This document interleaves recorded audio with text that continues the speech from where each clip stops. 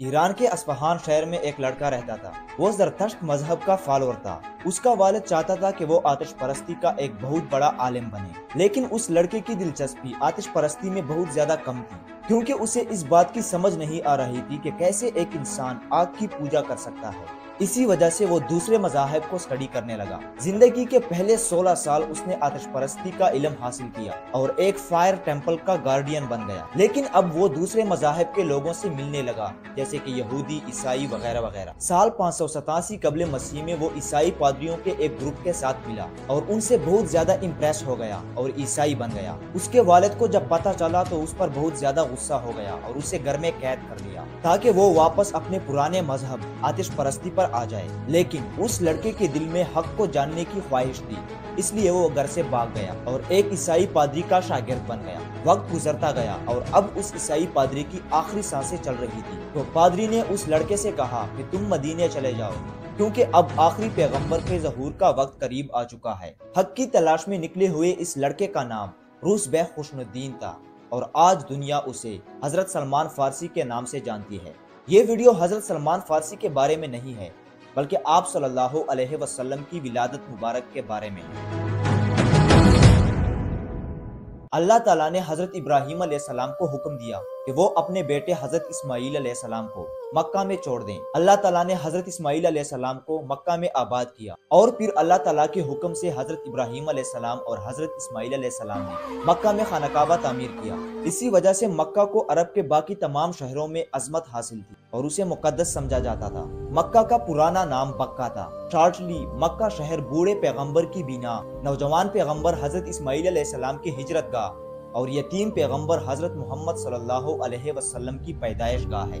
مکہ میں قریش آباد تھے جو حضرت اسماعیل علیہ السلام کی اولاد ہیں۔ روایتوں میں ہے کہ قریش ایک دریائی جانور کو کہا جاتا تھا جو سب دریائی جانوروں سے زیادہ طاقتور تھا اور باقی جانور اس سے ڈرتے تھے۔ دراصل قریش کو یہ لقب ان کے ایک سردار سے ملا جس کا نام نصر کنعانہ تھا، جو عرب کا سردار تھا اور سب سے زیادہ طاقتور تھا، اس لیے اسے قریش کا لقب ملا۔ صدیوں تک کعبہ اور مکہ کا کنٹرول قریش کے پاس تھا، لیکن جب بابل کے بادشاہ بخت نصر نے حجاز پر حملہ کیا تو اسی کے ساتھ ساتھ مکہ پر قریش کی سرداری کا شیرازہ بھی بکھر گیا اور ایک طاقتور دشمن قبیلہ بنی خزاعہ نے مکہ کا کنٹرول حاصل کر لیا۔ بالکل آج کی طرح اس وقت بھی خانہ کعبہ پورے عرب میں سب سے زیادہ اہم زیارت گاہ اور سب سے بڑا روحانی مرکز بن چکا تھا۔ 3 صدی عیسوی میں قبیلہ قریش نے اپنی کھوئی ہوئی عظمت اور طاقت کو آہستہ آہستہ دوبارہ حاصل کر لیا اور پھر 5ویں صدی عیسوی میں قبیلہ قریش کے ایک غیر معمولی سردار قسی بن کلاب نے اپنا خاندانی حق یعنی خانہ کعبہ اور مکہ کا کنٹرول بنی خزاعہ سے واپس لے لیا۔ قسی بن کلاب قریش کا ایک ریسپیکٹیبل اور دوراندیش سردار تھا۔ قسی نے باقی عرب سے کعبہ کی زیارت کے لیے آنے والے وزٹرز کے لیے بہت زیادہ کام کیا، جیسے انہیں کھانا کھلانا، ان کے لیے پانی کے حوض بنانا اور انہیں پروٹیکشن دینا۔ قسی کے 4 بیٹے تھے، عبد الدار، عبد مناف، عبد قسی اور عبد العزیہ۔ جب قسی بن کلاب بوڑھا اور کمزور ہو گیا تو اس نے اپنی تمام ذمہ داریاں اپنے بڑے بیٹے عبد الدار کے حوالے کی۔ عبد الدار کے مقابلے میں قسی کے دوسرے بیٹے اور عبد الدار کے بھائی عبد مناف نے اپنی باپ کی زندگی میں ہی کافی زیادہ رسپیکٹ اور مقام حاصل کیا تھا۔ دوستو، آپ کو یہ لگ رہا ہوگا کہ میں آپ کو یہ سب کیوں بتا رہا ہوں اور اس کا آپ صلی اللہ علیہ وسلم کی ولادت سے کیا تعلق ہے؟ تعلق ہے، آپ صلی اللہ علیہ وسلم کی ولادت سے پہلے آپ کو نبی کے خاندان، مکہ اور خانہ کعبہ کے بارے میں پورا علم ہونا چاہیے۔ جب قسی بن کلاب کی وفات ہو گئی تو اس کا بڑا بیٹا عبد الدار سردار بن گیا، لیکن وہ اپنی قابلیت کو ثابت نہ کر سکا، اس لیے قریش نے اس کے بھائی عبد مناف کو اپنا سردار بنا لیا۔ عبد مناف کے 4 بیٹے تھے، عبد الشمس، مطلب، ہاشم اور نوفل۔ عبد مناف کی وفات کے بعد اس کا بیٹا عبد الشمس سردار بن گیا۔ عبد مناف کا چھوٹا بیٹا ہاشم، وہ بہت زیادہ انٹیلیجنٹ اور ہمت والا آدمی تھا۔ عبد الشمس اپنے چھوٹے بھائی ہاشم کی قابلیت سے بہت زیادہ متاثر ہوا اور سارا نظام اس کے حوالے کر کے اپنا جانشین بنا لیا، لیکن اس چیز پر عبد الشمس کا بیٹا امیہ بن عبد الشمس کافی غصہ ہو گیا، کیونکہ وہ خود کو اپنے باپ کا اصلی اور جائز حقدار اور جانشین سمجھتا تھا۔ اس لیے اس نے اپنے چچا ہاشم کو مقابلے کی دعوت دی۔ دونوں کے درمیان لڑائی ہوئی اور ہاشم نے یہ لڑائی جیت لی۔ बज़ाहिर तो उमैया ने हाशिम की सरदारी कबूल कर ली, लेकिन उसके दिल में अपने चचा के खिलाफ नफरत और हसद का एक ऐसा जज्बा पैदा हो गया जो नस्ल दर नस्ल मुंतकिल होता रहा। हाशमी और उमवी एक दूसरे को अपना हरीफ समझने लगे, यहाँ तक कि कबूल इस्लाम के बाद भी इसी नफरत और हसद ने हाशमियों और उमवियों को एक दूसरे के खिलाफ जंग में लाकर खड़ा कर दिया, जिनकी बाहमी रंजशों और खून रेजियों के वाक़यात से तारीख़ इस्लाम भरी पड़ी है। हाशिम का असली नाम उमरो था।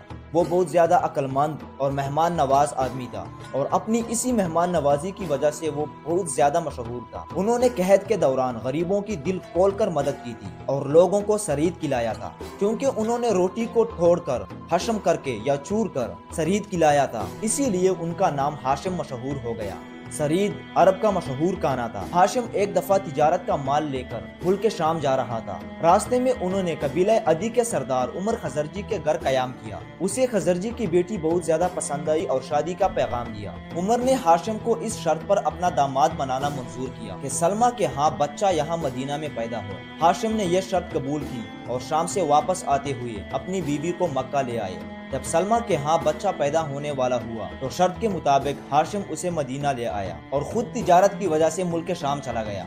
लेकिन इसी सफर के दौरान हाशिम फलस्तीन के गजा के मकाम पर 20 या 25 साल की उम्र में वफात पा गए। उधर मदीना में सलमा ने बच्चे को जन्म दिया, जिसका नाम शीबा बिन हाशिम रखा गया और ये यतीम बच्चा मदीने में ही अपनी माँ के साथ रहने लगा।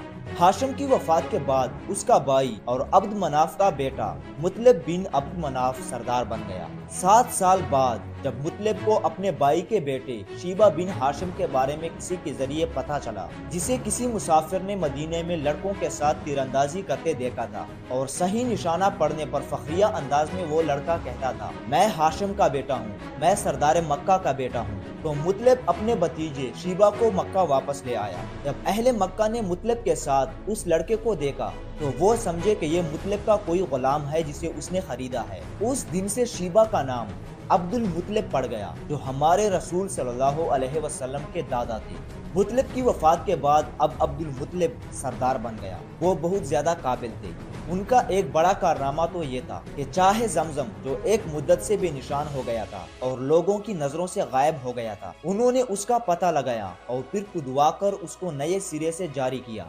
अब्दुल मुतलिब ने मन्नत मानी कि अगर उसके 10 बेटे हुए और सारे बालिग होने की उम्र तक पहुंच गए और मेरे कुव्वते बाजू बन गए तो मैं उनमें से एक बेटा खुदा की राह में कुर्बान करूंगा। खुदा ने उनकी ये आरज़ू पूरी की और उसे 12 बेटे दिए।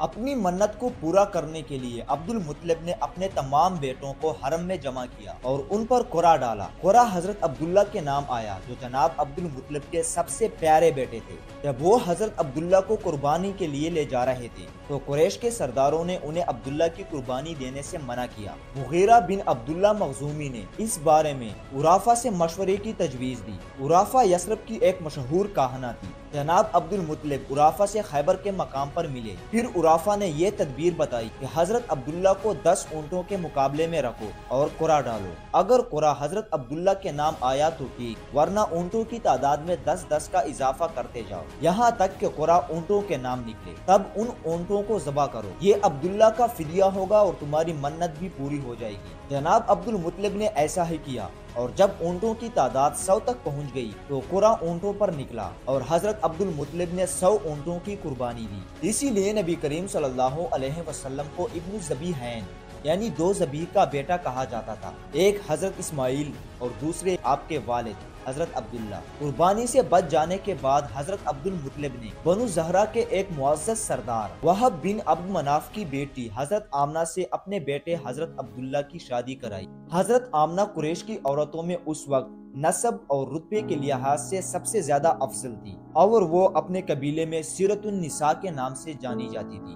कहते हैं कि शादी से कुछ वक्त पहले तक हजरत अब्दुल्ला की पेशानी मुबारक नूर से चमकती थी, लेकिन शादी के बाद वो नूर हजरत आमना की शक्म मुबारक में मुंतकिल हुआ। یہودیوں اور عیسائی پادریوں کو اس بات کا علم تھا کہ مدینے میں آخری نبی کے ظہور کا وقت قریب آ چکا ہے، اسی لیے یہودی مدینے کے دروازے پر چڑھ کر اعلان کرتے تھے کہ نبی آخر الزمان کے ظہور کا وقت قریب آ چکا ہے، اور لوگوں کو ان کی طرف دعوت دیتے تھے۔ حضرت عبداللہ بھی باقی عرب کی طرح تجارت کرتے تھے۔ شادی کے کچھ مہینوں بعد وہ ایک تجارتی قافلے کے ساتھ شام چلے گئے، اور جب شام سے واپس آ رہے تھے تو راستے میں بیمار ہو گئے اور مدینہ میں وفات پا گئے۔ حضرت عبداللہ کی عمر وفات کے وقت 25 سال تھی۔ اب آپ صلی اللہ علیہ وسلم کی ولادت میں کچھ عرصہ باقی رہ گیا تھا۔ طبقات ابن سعد میں روایت ہے کہ حضرت آمنہ کہتی تھی کہ مجھے محسوس ہی نہیں ہوا کہ میں حاملہ ہوں، اور کوئی تکلیف بھی نہیں ہوئی۔ ایک مرتبہ جب میں نیند اور بیداری کی درمیانی حالت میں تھی تو کوئی میرے پاس آیا اور مجھ سے کہا، تو نے محسوس کیا ہے کہ تو حاملہ ہے؟ میں نے گویا جواب دیا، مجھے کیا پتا۔ اس نے پھر کہا، تو اس امت کے سردار اور پیغمبر کی حاملہ ہے۔ وہ کہتی ہیں کہ اس کے بعد مجھے اپنے حمل کا یقین ہوا۔ اب وہ وقت آ چکا تھا کہ جب آخری پیغمبر محسن انسانیت اور رحمت للعالمین صلی اللہ علیہ وسلم اس دنیا میں آنے والے تھے۔ جب ولادت کا وقت آیا تو حضرت آمنہ کے پاس وہی ہستی دوبارہ آئی، اور حضرت آمنہ کہتی ہیں کہ اس نے مجھ سے کہا کہ کہو، اعوذ بالصمد والواحد من شر کل حاسد، میں ہر ایک حاسد کے شر سے اس بچے کے لیے خدائے واحد و صمد سے پناہ مانگتی ہوں۔ آخر کار آپ صلی اللہ علیہ وسلم کی ولادت مبارک سوموار کے دن اصحاب الفیل کے واقعے کے 50 روز بعد 9 ربیع الاول عام الفیل کے پہلے سال یا 21 اپریل 571 سنی عیسوی بوقت صبح صادق اور بہار کے موسم میں ہوئی۔ ولادت کے وقت حضرت آمنہ کو کوئی تکلیف نہیں ہوئی۔ ان کے جسم سے ایک ایسا نور نکلا کہ مشرق سے مغرب تک اس کی روشنی پھیل گئی، اور آپ صلی اللہ علیہ وسلم آسمان کی طرف دیکھ رہے تھے۔ عبداللہ بن عباس اپنے والد حضرت عباس رضی اللہ تعالیٰ عنہ سے روایت کرتے ہیں کہ رسول اللہ صلی اللہ علیہ وسلم جب پیدا ہوئے تو ختنہ شدہ ناف بریدہ پیدا ہوئے۔ جناب عبد المطلب کو اس پر خوش آمیز تعجب ہوا۔ ایک روایت یہ بھی ہے کہ ولادت کے وقت حضرت عبد الرحمن بن عوف کی والدہ دائی کی خدمات سر انجام دے رہی تھی۔ ان کا بیان ہے کہ جب آپ صلی اللہ علیہ وسلم اپنی والدہ کے جسم سے ان کے ہاتھوں میں آئے تو انہوں نے ایک آواز سنی، یرحمک اللہ، اور پھر آپ صلی اللہ علیہ وسلم کے جسم مبارک سے ایک ایسا نور طلوع ہوا جس نے پوری جگہ کو روشن کر دیا۔ حضور صلی اللہ علیہ وسلم کی ولادت کے وقت جنات کی چیخ و پکار، بتوں کا خود بخود ٹوٹ کر گر جانا، حبشہ کے بادشاہ نجاشی کا عجیب و غریب چیزیں دیکھنا، حضرت آمنہ کے جسم سے نور نکلنا اور ستاروں کا زمین کے نزدیک تر آ جانا، یہ سب معجزے ظاہر ہوئے تھے۔ دوستو، نبی کریم صلی اللہ علیہ وسلم کی ولادت کی رات مکہ سے بہت دور فارس کے بادشاہ کسریٰ کے محل میں بھی بہت عجیب و غریب قسم کے واقعات ہوئے۔ ولادت کی رات کسریٰ کے دربار میں سخت زلزلہ آیا۔ زلزلے سے کسریٰ کے محل اور دربار کے 14 گنبد ٹوٹ کر گر پڑے۔ اس دربار میں 1000 سال سے جو آگ آتش کدے ایران میں جل رہی تھی وہ بھی اچانک سے بجھ گئی، بلکہ تمام فارس کے آتش کدوں کی آگ اچانک سے بجھ گئی۔ کسریٰ یہ دیکھ کر بہت زیادہ پریشان ہوا اور اپنے ایڈوائزر موبزان کو بلا لیا۔ کسریٰ نے جب اس سب کے بارے میں اس کی رائے معلوم کی تو اس نے بتایا کہ میں نے پچھلی رات ایک خواب دیکھا تھا جس میں نے دیکھا کہ عرب سے جوک در جوک لوگ اونٹوں پر سوار ہو کر فارس کی جانب عمدے آ رہے ہیں اور دریائے دجلہ کو پار کر رہے ہیں۔ کسریٰ نے جب موبزان کا یہ خواب سنا تو اور زیادہ پریشان ہوا اور اس سے اس کی تعبیر پوچھی۔ موبزان نے کہا کہ اس کی تعبیر تو ہمیں کسی عالم سے پوچھنی چاہیے۔ تو کسریٰ نے یمن میں اپنے نائب السلطنت نعمان بن منظر کو لکھا کہ وہ فوراً اس کی خدمت میں حاضر ہو اور اپنے ساتھ کسی ایسے شخص کو بھی لازماً لے آئے جو بہت بڑا عالم ہو اور کسریٰ اس سے جو سوال کرے اس کا صحیح جواب دے سکے۔ حکم کے مطابق نعمان بن منظر اپنے ساتھ عبد المسیح بن عمرو کو لے آیا جو ایک عیسائی پادری تھا۔ کسریٰ نے اسے پوری بات بتانے کے بعد اس سے اس کی تعبیر پوچھی تو صحیح جواب ڈھونڈنے کے لیے وہ شام میں اپنے ماموں ستی کے پاس چلا گیا جو ایک عیسائی سردار اور کاہن تھا۔ ستی کو پورا واقعہ سنانے کے بعد ستی نے کہا کہ جو کچھ تم نے کہا اگر تو وہ صحیح ہے تو سمجھ لو کہ ایک دن کسریٰ کے ہاتھ سے اس کی سلطنت چھین لی جائے گی، اور یہ شام جس پر آج میں کیسر روم کی طرف سے حاکم بنا بیٹھا ہوں انہی عربوں کے پاس چلا جائے گا۔ اور پھر تاریخ کے صفحات نے ثابت کیا کہ حضرت عثمان کے دور خلافت میں عربوں نے ایران کو فتح کر لیا۔ یہ سارے معجزات اور واقعات ولادت کی رات یا ولادت سے ایک رات قبل واقعہ ہوئے تھے۔ جب آپ صلی اللہ علیہ وسلم کی ولادت مبارک ہو چکی تو تو حضرت عبد المطلب نے آپ صلی اللہ علیہ وسلم کو اپنی گھر کی عورتوں کے سپرد کر دیا، جن میں ان کی بیٹی اور آپ صلی اللہ علیہ وسلم کی پھوپھی بھی تھی۔ وہ ہر صبح اپنے والد سے کہتی تھی کہ میں نے ایسا بچہ کبھی بھی نہیں دیکھا ہے۔ ہر صبح یہ بچہ بیدار ہوتا ہے اور آنکھیں کھول کر آسمان کو تکتا رہتا ہے۔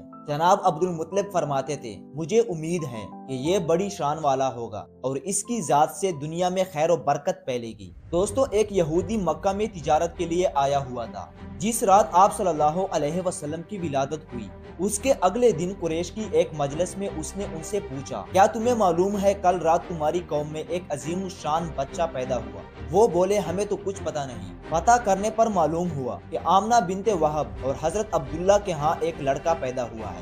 اس یہودی نے قریش کے لوگوں سے کہا کہ مجھے اس بچے کے پاس لے چلو۔ آپ صلی اللہ علیہ وسلم کو زیارت کے لیے مکان سے باہر لایا گیا تو لوگوں نے دیکھا کہ آپ صلی اللہ علیہ وسلم کا روئے مبارک چمک رہا ہے۔ یہ نور نبوت تھا۔ تو اس نور کی صورت میں آپ صلی اللہ علیہ وسلم کی پیشانی اور چہرے مبارک پر چمک رہا تھا۔ وہ یہودی یہ دیکھ کر بے ہوش ہو گیا اور جب ہوش میں آیا تو لوگوں نے اس سے کہا کہ تمہیں کیا ہوا تھا؟ تو وہ یہودی رونے لگا کہ آج ہم بنی اسرائیل سے نبوت کا سلسلہ تمہاری قوم میں منتقل ہو گیا ہے۔ یہودی جو ایک عرصے سے آپ صلی اللہ علیہ وسلم کی پیدائش کے منتظر تھے، انہیں پتہ چل گیا تھا کہ آخری پیغمبر احمد دنیا میں تشریف لا چکے ہیں۔ اس رات آسمان میں ایک ستارہ نمودار ہوا تھا اور یہودیوں کے مطابق یہ ستارہ کسی پیغمبر کی پیدائش پر ہی ظاہر ہوتا ہے۔ آپ صلی اللہ علیہ وسلم کی پیدائش کے بعد ان کی والدہ نے ان کا نام احمد رکھا۔ جب صبح ہوئی تو جناب عبد المطلب آپ صلی اللہ علیہ وسلم کو اٹھا کر خانہ کعبہ لے گئے، پھر آسمان کی طرف اٹھا کر اللہ سے اپنے پوتے کی لمبی زندگی کی دعا مانگی اور ان کا نام محمد رکھا۔ محمد کا مطلب ہوتا ہے وہ جس کی تعریف کی گئی ہو۔ ان تمام واقعات نے حضرت عبد المطلب کو اس بات کا یقین دلایا تھا کہ ان کا پوتا ایک عظیم الشان انسان بنے گا۔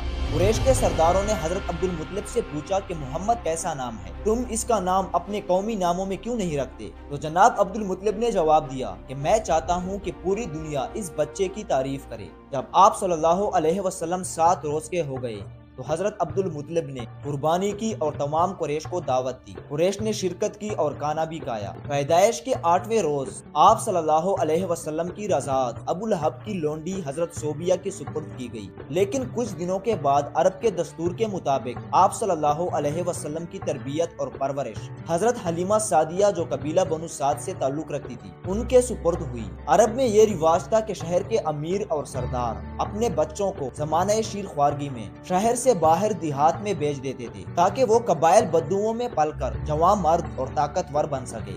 حضرت حلیمہ سعدیہ آپ صلی اللہ علیہ وسلم کو ہر چھٹے مہینے مکہ لا کر ان کی والدہ اور دوسرے رشتہ داروں سے ملوایا کرتی تھی۔ حضرت حلیمہ کی 3 بیٹیاں اور ایک بیٹا تھا۔ ان کی ایک بیٹی حضرت شیمہ آپ صلی اللہ علیہ وسلم کا بہت زیادہ دھیان رکھتی تھی۔ اسی دوران شق صدر کا واقعہ بھی ہوا۔ 2 فرشتے آپ صلی اللہ علیہ وسلم کے پاس آئے اور آپ صلی اللہ علیہ وسلم کا سینہ چاک کر کے ان کا دل مبارک برف سے دھویا اور اس میں نور بھر کر دل کو سی دیا۔ آپ صلی اللہ علیہ وسلم 4 برس تک حضرت حلیمہ سعدیہ کی آغوش میں تربیت لیتے رہے۔ پھر وہ آپ صلی اللہ علیہ وسلم کو اپنی والدہ کے پاس لے آئی۔ جب آپ صلی اللہ علیہ وسلم کی عمر 6 سال ہو گئی تو آپ کی والدہ حضرت آمنہ آپ کو اپنے ساتھ لے کر مدینہ تشریف لے گئی تاکہ اپنے شوہر کی قبر کی زیارت کر سکیں اور ساتھ میں آپ صلی اللہ علیہ وسلم کو حضرت عبد المطلب کے ننھال کے ساتھ ملا سکیں۔ 1 ماہ کے قیام کے بعد حضرت آمنہ مکہ واپس آ رہی تھی کہ سفر کے دوران راستے میں بیمار ہو گئی۔ مکہ اور مدینہ کے درمیان واقع موضع دوان کے قریب وفات پا گئی۔ اس سفر میں ان کے ساتھ ان کی خادمہ ام ایمن بھی ساتھ تھی۔ وہ آپ صلی اللہ علیہ وسلم کو مکہ واپس لے آئیں اور آپ صلی اللہ علیہ وسلم کی پرورش کی ذمہ داری ان کے دادا حضرت عبد المطلب نے لے لی۔ حضرت عبد المطلب کو آپ صلی اللہ علیہ وسلم سے بے حد محبت تھی، لیکن 2 سال بعد جب آپ صلی اللہ علیہ وسلم کی عمر 8 برس ہو گئی تو جناب عبد المطلب بھی 82 سال کی عمر میں وفات پا گئے۔ اس کے بعد آپ صلی اللہ علیہ وسلم کے چچا حضرت عمران جو حضرت ابو طالب کے نام سے مشہور ہیں، انہوں نے آپ صلی اللہ علیہ وسلم کی پرورش کی ذمہ داری لی۔ حضرت ابو طالب بھی آپ صلی اللہ علیہ وسلم سے بے حد محبت کرتے تھے۔ جب آپ صلی اللہ علیہ وسلم کی عمر 12 سال ہو گئی تو حضرت ابو طالب تجارت کی وجہ سے شام جا رہے تھے۔ آپ صلی اللہ علیہ وسلم نے اپنے چچا کو گلے لگایا اور کہا کہ مجھے بھی اپنے ساتھ لے جائیں۔ حضرت ابو طالب انہیں منع نہیں کر پائے اور اپنے ساتھ سفر پر لے گئے۔ راستے میں ایک عیسائی پادری بحیرہ نے جب آپ صلی اللہ علیہ وسلم کو دیکھا تو اس نے حضرت ابو طالب سے کہا کہ اس بچے میں انجیل کی پیشنگوئیوں کے مطابق نبوت کے علامات ہیں اور ایک دن یہ بچہ منصب نبوت پر سرفراز ہوگا۔ عیسائی پادری نے حضرت ابو طالب سے کہا کہ آپ اسے اپنے ساتھ ساتھ نہ گھمائیں، مجھے ڈر ہے کہ یہودی اس بچے کو نقصان پہنچانے کی کوشش کریں گے۔ حضرت ابو طالب نے فوراً آپ صلی اللہ علیہ وسلم کو بصرہ سے ہی اپنے غلاموں کے ساتھ مکہ واپس بھیجا۔ لیکن ایک منٹ، یہودی تو آپ صلی اللہ علیہ وسلم کا سالوں سے انتظار کر رہے تھے اور لوگوں کو ان کے بارے میں دعوت دیتے تھے، تو پھر وہ آپ صلی اللہ علیہ وسلم کے جانی دشمن کیسے بن گئے؟ اس کی دو وجوہات ہیں۔ پہلی، حسد۔ حضرت ابراہیم علیہ السلام کے دو بیٹے تھے، حضرت اسحاق علیہ السلام اور حضرت اسماعیل علیہ السلام۔ آج تک بنی اسرائیل میں جتنے بھی پیغمبر آئے تھے وہ سب حضرت اسحاق علیہ السلام کی نسل سے آئے تھے، اور یہودیوں کا یہ خیال تھا کہ آخری پیغمبر بھی حضرت اسحاق علیہ السلام کی نسل سے آئے گا اور ہمارے مذہب کو پروموٹ کرے گا۔ لیکن آپ صلی اللہ علیہ وسلم حضرت اسماعیل علیہ السلام کی اولاد بنو ہاشم میں پیدا ہوئی، جنہیں بنی اسرائیل اتنا نہیں مانتے تھے۔ اسی وجہ سے وہ غصہ ہو گئے، حسد کرنے لگے اور اداس ہو گئے۔ ان کی نفرت کی دوسری بڑی وجہ یہ تھی کہ انہیں لگتا تھا کہ چلو یہ ہماری قوم میں تو پیدا نہیں ہوا ہے لیکن ہمارے مذہب کو پروموٹ کرے گا۔ لیکن جب آپ صلی اللہ علیہ وسلم کو نبوت ملی اور وہ مدینہ آ گئے تو آپ صلی اللہ علیہ وسلم نے شراب، جوا اور سود کو مکمل طور پر حرام کر دیا، جس سے یہودیوں کو بہت زیادہ نقصان ہوا، اور یوں وہ اپنی نفرت اور ذاتی مفادات کی وجہ سے آج تک اسلام اور مسلمانوں کے خلاف ہیں۔